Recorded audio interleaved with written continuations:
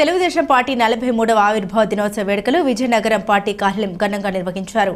ముందుగా polit bureau సభ్యులు మాజీ కేంద్ర మంత్రి పూసపాటి అశోక్ గజపతిరాజు పార్టీ జెండాను ఆవిష్కరించి ఎన్టీఆర్ విగ్రహానికి పూలమాలలతో నివాళులర్పించారు. తర్వాత పార్లమెంటు పార్టీ అధ్యక్షులు కిమిడి నాగార్జున, లోక్సభ సభ్యులు కలిశెట్టి అప్పాలనాయుడు, శాసనసభ్యురాలు పూసపాటి అదితి విజయలక్ష్మి, గజపతిరాజు నివాళులర్పించారు. తదుపరి కార్యాలయంలో ఏర్పాటు చేసిన ఎల్ఈడీ స్క్రీన్పై పార్టీ విశిష్టతను వివరిస్తూ వీడియోను ప్రదర్శించారు.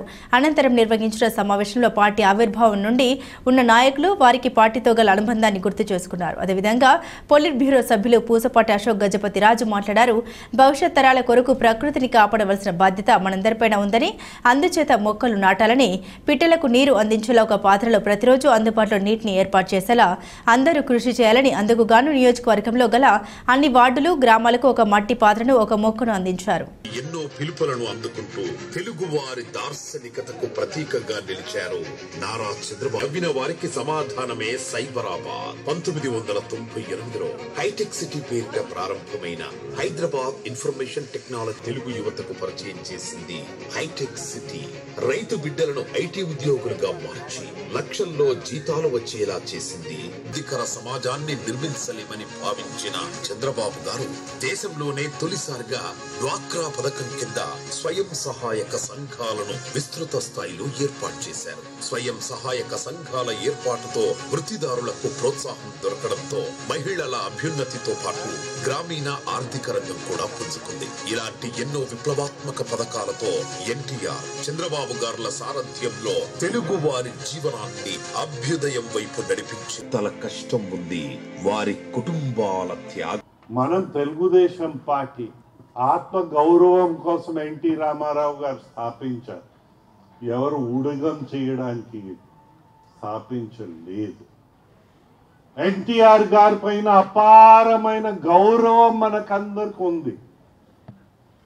లేనివాడు మనకు కనిపించటం లేదు.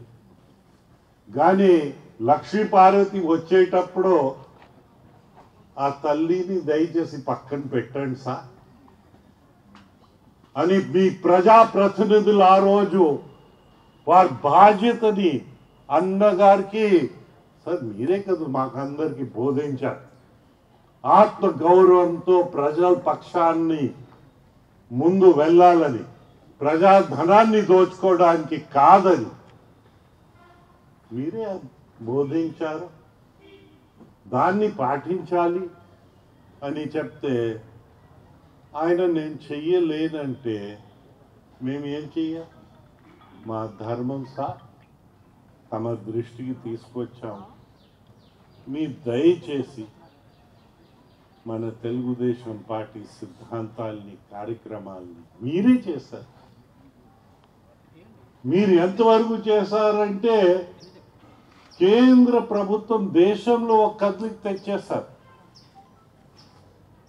రాజ్యాంగాన్ని అమలు చేయడం మీరే అంటున్నారు కదా సార్.